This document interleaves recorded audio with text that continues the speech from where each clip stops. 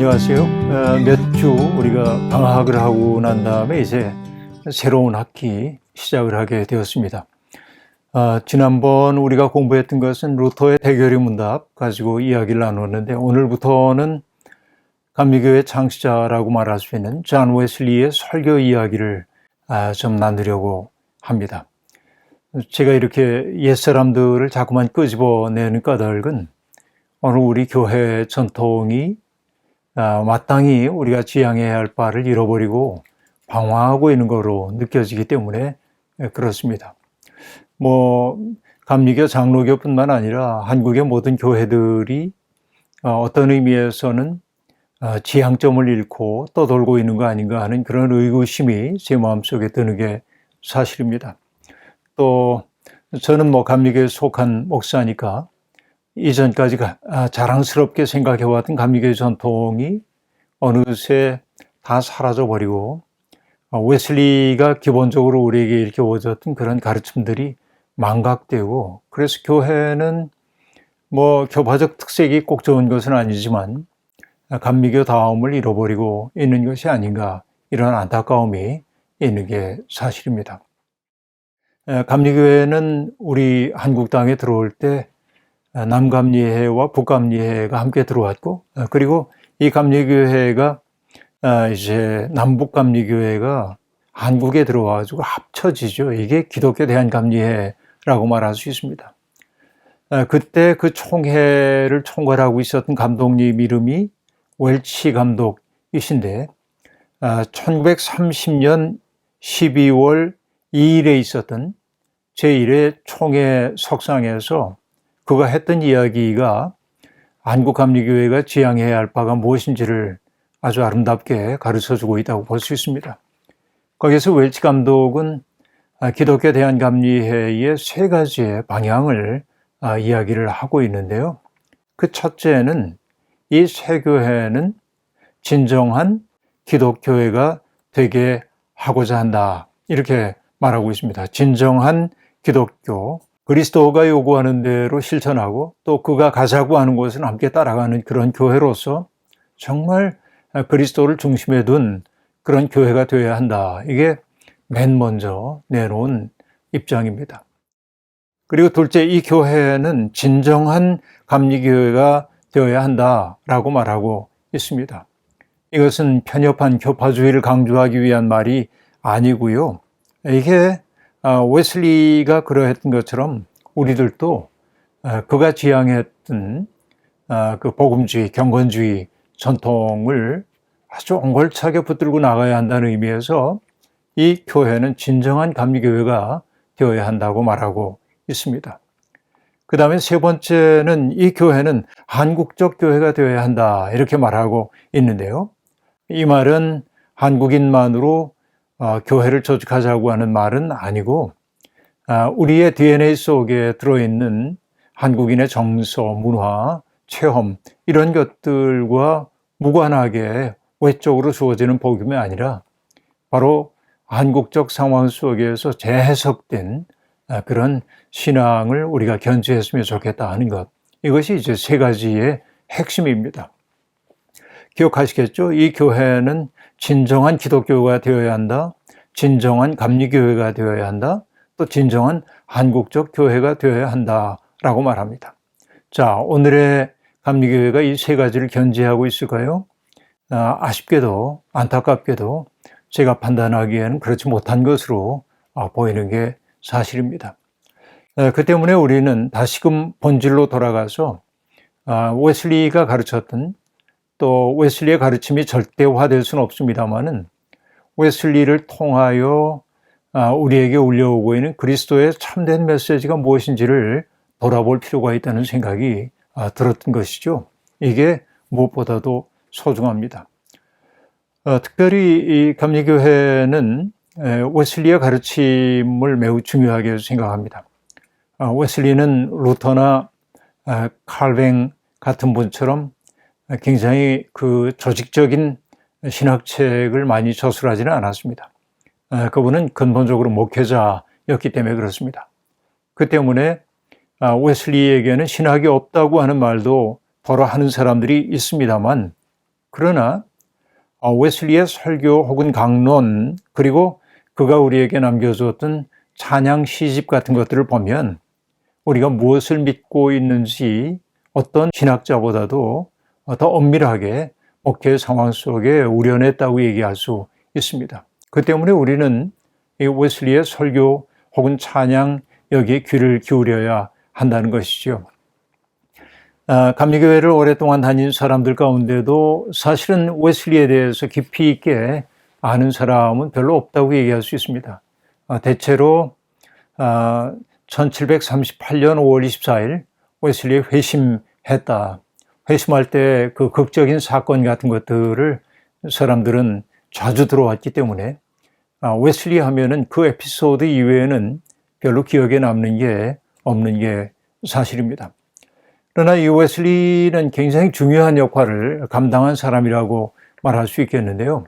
웨슬리는 1703년에 태어난 분입니다. 그러니까 18세기가 막 시작되면서 태어난 분이라고 볼 수 있는데, 여러분이 서양의 역사 속에서 18세기 하면 자동으로 떠오르는 어떤 단어들이 있을 겁니다. 이건 뭐 산업혁명이라든지 이런 말들이 자동으로 떠오르고, 또 18세기는 혁명의 세기이기도 했습니다. 프랑스 대혁명이 벌어지기도 하고 그랬었죠. 그러니까 새로운 산업사회가 도래하게 되면서 빈부의 격차들이 심화되고, 그 때문에 사회적 갈등이 점점 심화되고 있던 그런 때라고 얘기할 수 있겠습니다. 바로 이런 갈등이 임계점에 이르게 되면은 혁명적 상황으로 내몰리게 되는 것이죠. 역사학자인 최정원 교수는 그래서 이렇게 그 시대를 평가하고 있습니다. 극에 달한 부의 불평등으로 피폐한 대중의 분노를 프랑스와 같은 혁명이 아닌 종교의 힘으로 견인해낸 18세기 영국의 메소디스트 운동이라고 이 감리교 운동을 평가를 하고 있습니다. 그러니까 프랑스는 경제적, 정치적 불평등이 혁명으로 터져나왔다고 한다면, 영국에도 그런 혁명의 열기가 없었던 것은 아니지만은 바로 그것이 종교의 변혁 운동을 통해서 사회가 원만하게 또 원만하게 변화되도록 했던, 견인했던 그 역할이 바로 존 웨슬리의 메소디스트 운동이라고 그렇게 이야기를 하고 있습니다. 좀 전에 말씀을 드렸던 것처럼 이 웨슬리는 1703년에 태어났고요. 그리고 그가 세상을 떠난 게 1791년입니다. 그러니까 만 88년 동안 이 세상에서 정말 해야 할 일들을 많이 감당하고 살았다고 얘기할 수 있습니다. 그는 아버지인 사무엘 존 웨슬리와 수잔나 웨슬리 사이에서 태어났습니다. 둘 사이에 자녀가 19명이었다고 알려지고 있는데요. 웨슬리는 그 가운데 15번째 아이로 태어났습니다. 그리고 이 메소디스트 운동에서 웨슬리, 존 웨슬리와 아주 그 깊은 동역 관계를 이루었던 찰스 웨슬리 동생인데, 친동생인데, 찰스 웨슬리는 형보다 4년 후에 태어났는데, 아까 뭐라고 그랬어요? 존 웨슬리가 15번째 아이라고 얘기했는데 찰스 웨슬리는 18번째 아이입니다. 그러니까 수산나가 거의 매년 아이를 낳은 것으로 볼 수 있겠는데요. 어쨌든 자녀들이 굉장히 많았고, 1709년에는 존 웨슬리의 생애에 아주 극적 사건도 벌어집니다. 아버지가 목회하고 있었던 에벗 교회에 화재가 일어나가지고 건물이 다 붕괴될 상황이었는데, 불 속에 있었던 웨슬리가 아주 그 건물이 붕괴되기 직전에 구출받죠. 그래서 그 불 속에서 건져난 타다 남은 부지깽이, 이런 별명으로 불리기도 했다고 얘기합니다. 아마 그때 웨슬리가 그 두려웠던 상황에 대한 기억을 하고 있었는지, 아마 나이로 얘기하면은 6살 때이니까 기억이 나겠죠. 어쨌든 그 기억은 웨슬리의 생애 전체에 깊은 영향을 미치게 됩니다. 자기의 인생이 마치 덤으로 주어진 것 같은 그 느낌을 그는 아주 유년 시절에 이미 경험을 했다고 얘기할 수 있겠습니다. 많은 자녀 가운데 살면서도 웨슬리 가문의 그 가정교육이 훌륭했든지 존 웨슬리는 명문사학이라고 얘기할 수 있는 옥스퍼드 대학에 들어가게 됩니다. 옥스퍼드 대학에 그 칼리지들이 아주 많이 있죠. 그 가운데서도 크라이스트 처치 칼리지라고 하는 게 아주 대표적인 뛰어난 인재들이 들어가는 곳인데 웨슬리는 17살에 옥스퍼드 크라이스트 처치 대학에 입학하게 됩니다.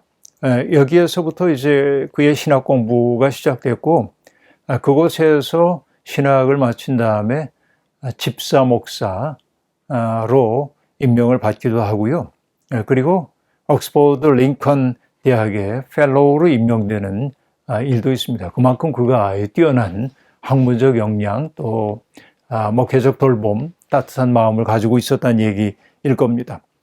그리고 1728년에 그는 그야말로 장로 목사라고 얘기하는데 요즘으로 얘기하자면 정회원 목사로 임명되게 됩니다. 그의 나이 불과 25살 때의 일이죠. 그러니까 목사라고 얘기했지만은 사실은 성공회 신부로 서품이 된 거라고 얘기를 해야 하겠죠.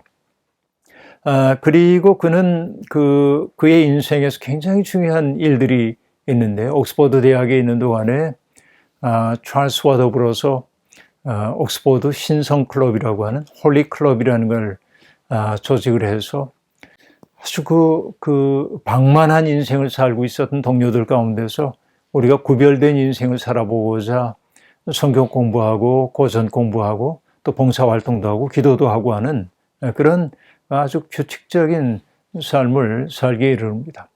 알려져 있는 것처럼 그들이 그 당시의 젊은이들의 문화 속에 빠져들기보다는 자기들만의 원리에 따라서 삶을 정결하게 살았기 때문에 놀리기 위해 그들에게 주어졌던 별명이 규칙쟁이들, 규칙 정해놓고 지키는 규칙쟁이들. 이게 뭐냐면 메서디스트라고 하는 말이고 메서디스트는 지금도 감리교회를 뜻하는 이름이 되었습니다.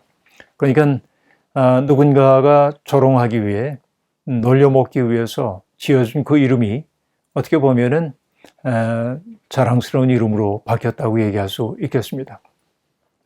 그러다 웨슬리는 그의 나이 32살이 되었던 1735년에 그의 인생에 굉장히 중요한 하나의 변곡점을 맞이하게 되는데요.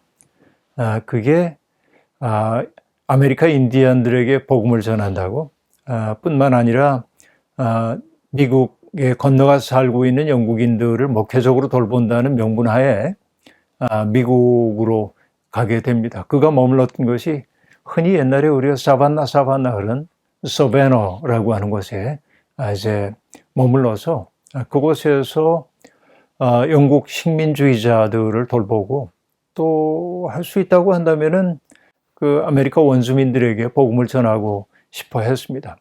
그러나 그의 그 지성적인 태도 또 엄격한 태도 이런 것들이 비교적 자유롭게 지내고 있었던 미국의 이주자들에게는 매우 불편하게 여겨졌고 그 때문에 그의 목회는 성공적이지 못했고 게다가 웨슬리가 아주 불행한 연애 사건에 휘말리는 일도 있는데 그 때문에 웨슬리는 야반 도주하듯 미국을 떠나올 수밖에 없게 됩니다.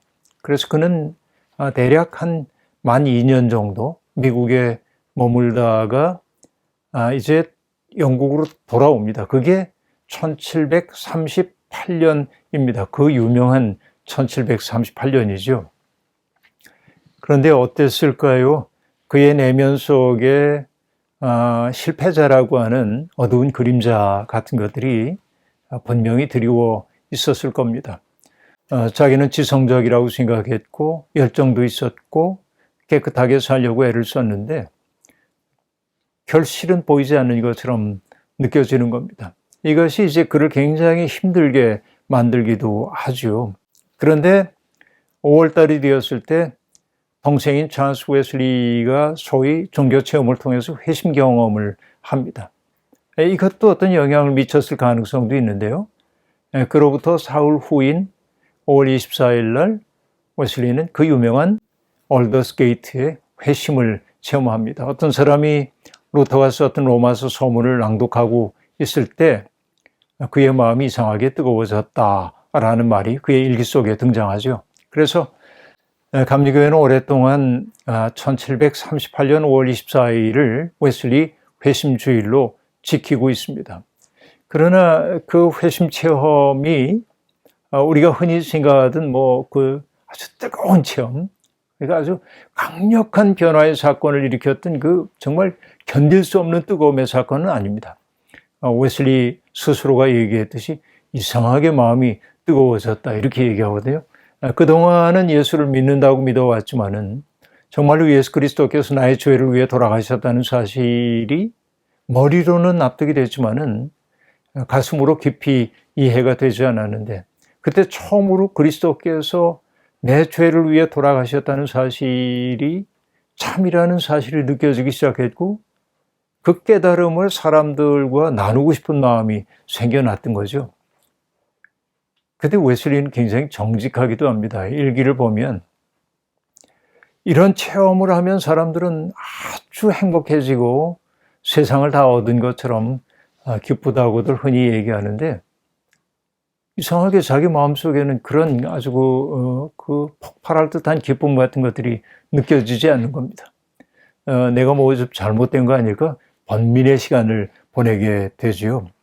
그런 시간을 보내다가 웨슬리 운동에 있어서 매우 중요한 하나의 사건이 벌어지게 되는데 바로 그것은 웨슬리가 자기에게 신앙적으로 굉장히 큰 본이 되어 주었던 모라비안 교도들, 이 사람들은 지금으로 얘기하면 체코슬로바키아의 모라비아 지방에 살고 있던 경건주의자들인데 그래서 이 그 모라비안 교도들을 찾아갑니다. 그들이 모여 살고 있던 곳이 있는데 헤른후트라고 하는 곳에 이제 찾아가요. 거기에 사실은 진첸도르프라고 하는 분을 만나기 위해 가는데 처음에는 이제 만나지 못합니다. 근데 어쨌든 그곳에 가가지고 모라비안 교도들이 고아나 과부나 이런 이들을 위해서 얼마나 헌신적으로 일하고 있는지를 봅니다. 깊은 감명을 받죠. 그게 나중에 웨슬리 운동이 그렇게 사회에서 소외된 사람들을 돕는 쪽으로 나아갈 수 있었던 것은 그 모라비안 교도들이 있던 헤른후트 공동체를 방문했던 게 굉장히 중요한 동기가 되었음을 알아야 합니다. 그리고는 그는 이제 독일에 머물던 한 3개월 만에 영국으로 돌아왔고 그리고 그 유명한 그 야외 설교를 시작하는데요. 브리스톨이라고 하는 영국의 남서쪽에 있는 도시이죠. 브리스톨에서 이제 야외 설교를 하고 1739년에 어떻게 보면 감리교회 최초의 교회라고 얘기할 수 있는 뉴룸이라고 하는 예배당을 건축하게 됩니다. 마구간이 딸려 있는 조그만 건물인데요. 지금도 브리스톨에 가보면은 뉴룸이 그대로 남아있고 옛날 모습과 똑같은지는 알 수 없지만은 정말 그 낡은 예배당의 모습을 볼 수 있습니다. 웨슬리가 늘 말 타고 다녔는데 말 타고 있는 웨슬리의 동상도 거기에 서 있는 것을 볼 수 있습니다. 아무튼 이렇게 해서 감리교 웨슬리의 운동이 이렇게 벌어지게 되고요. 그리고 글쎄 뭐 다른 중요한 사건들이 많이 있지만은 하나 에피소드 얘기하자면 웨슬리는 오랫동안 결혼 안 했거든요. 그러다가 마침내 결혼하게 된 게 1751년입니다. 그러니까 웨슬리의 나이 48살이죠. 만으로 하는 얘기입니다. 48살에 사랑과 만나는 거죠. 근데 그 사랑하는 여인은 41살 먹은 과부였습니다. 메리 바질이라고 하는 분이었는데요. 그분과 결혼합니다. 제가 바질과 웨슬리의 결혼 생활을 속속들이 알지 못하지만 전하는 말에 따르면은 바질이 뭐 성격이 또 보통 분은 아니었던 것으로 보입니다. 아무튼 이런 그 인생을 웨슬리가 살고요. 그리고 아주 활발한 선교 활동을 벌이면서 영국의 새로운 바람을 불어넣기 위해 최선을 다합니다. 그리고 웨슬리가 했던 매우 중요한 그 사회적 실천 가운데 하나는 노예 해방운동 했던 것이라고도 볼 수 있습니다. 그러니까 노예제, 사실은 노예 노동을 통해서 많은 부가 축적되고 있던 때에 노예 제도라고 하는 것이 얼마나 반생명적이고 반신앙적인지를 올곧게 이야기하고 또 그것을 사회적 실천으로 동력화해내는 이런 일들, 이것이 이제 웨슬리의 운동이라고 얘기할 수 있겠습니다. 그러다가 마침내 웨슬리는 1791년 3월 2일 날 시티 로드라고 하는 곳에서 88세를 일기로 하나님의 부르심을 받게 됩니다. 어떻게 보면 18세기 전반을 온전히 살아냈던 그런 그 거인이라고 얘기할 수 있겠습니다. 영국 교회라고 하는 게, 성공회라는 게 여러분 뭐 아시다시피 그 영국 왕이 재혼을 하려고 할 때, 이혼하고 재혼하려고 할 때 교황이 허락을 해주지 않았기 때문에 그 교황과 결별하고 새로운 교회 만든 게 성공회인 줄 우리가 알고 있습니다만은, 그 성공회도 가톨릭의 의식과 아주 의례와 비슷하죠. 예배드리는 방법이라든지 이런 것들이. 그리고 아주 전례적인 교회였습니다. 지금도 물론 성공회는 매우 전례적인 요소들을 가지고 있지만은, 그런데 아주 전례적인 교회가 갖고 있는 문제들이 있어요. 그건 뭐냐면 영의 자발성이라든지 어떤 그 역동성, 이런 것들이 이제 부족할 수 있습니다. 그리고 아주 전례적인 교회들이 자칫 잘못하면 고통을 겪고 있는 사람들의 현실 속에 성육신하여 들어가는데 조금 좀 그 둔감할 수도 있는 것이죠. 근데 웨슬리는 바로 그 18세기에 영국 사회에서 소외되어 있던 사람들에게로 다가가는 이 일을 그는 서슴없이 감당을 했었고, 그런 그가 그 고교회, 영국에 이제 우리가 하이처치라고 얘기하고 있는데, 그 고교회의 그 권위자들이 볼 때는 그렇게 바람직하게 보이지 않았던 것으로 보입니다. 그래서 웨슬리에게 강대상을 허락하지 않고 이제 이러죠. 그래서 웨슬리의 그 유명한 얘기가 나옵니다. 내가 강대상에 서서 설교를 할 수 없다고 한다면, 그렇다고 해서 복음이 중단될 수는 없고 온 세계가 나의 교구다 하고 말하는데, 이때 온 세계라고 하는 것은 땅끝 여기저기 공간을 얘기한다기보다는 하나님의 말씀이 선포되어야 하는 곳이 꼭 교회만이 아니라 사람들의 그 삶이 이루어지고 있는 현장 모두가 다 나의 교구라고 선언하는 상당히 혁명적인 그런 선언이었다고 볼 수 있습니다. 저는 이걸 떠올릴 때마다 떠오르는 한 장면이 있는데요. 그 장면은 독일의 그 라이프치히라고 하는 곳에 가면은 그 토마스 교회라고 하는 교회도 있고요, 니콜라이라고 하는 교회도 있습니다. 물론 이건 개신교회입니다. 그런데 독일이 아직 통일되기 전에 라이프치히는 동독에 속해 있던 도시이죠. 많은 사람들이 그 동독의 종교적인 탄압이나 경제적인 어떤 침체, 이런 것들, 또 정치적인 박해 때문에 변혁을 요구하고 있는 촛불 집회가 도처에서 벌어지고 있었는데, 그 동독 공산주의 정부는 그런 시위를 그냥 놔두지 않았습니다. 그 때문에 많은 사람들이 위기에 처해 있을 때 곧 토마스 교회와 니콜라이 교회가 교회 문을 활짝 엽니다. 그래서 지금도 그 니콜라이 교회 앞에 제가 갔을 때 봤던 입간판의 감동을 잊을 수가 없는데, 뭐라고 써 있냐면은, 물론 독일 말입니다만은, 모두에게 열린 교회입니다. 어떻게 보면 별거 아닌 말처럼 보이지만 그 모두 속에는 공산주의자도 포함되고 무슬림들도 포함될 수 있고 기독교인도 포함될 수 있고 가톨릭도 포함될 수 있고 심지어는 무신론자도 포함되는 겁니다. 교회가 그들을 품에 안겠다는 거예요. 보호하겠다는 거예요. 그래서 교회 안에 그들이 들어와서 기도를 하기 시작했고 그러면서 어쨌든 교회가 사람들의 그 피난처 구실을 감당했습니다. 이게 이제 통일에서 매우 중요한 역할을 감당했다고 볼 수 있는데 그 니콜라이 교회 바깥에 광장이 있는데 거기 광장에도 이제 그 평화 통일을 위한 기도회가 벌어졌던 현장이죠. 근데 거기에 가보면은 언제 세워졌는지 제가 이제 정확하게 얘기할 수는 없습니다만은 니콜라이 교회를 바치고 있는 기둥 모양의 그 기둥이 거기에 광장에 딱 서 있습니다. 똑같습니다. 마치 정려나무 형상의 그 기둥이 광장에 서 있습니다.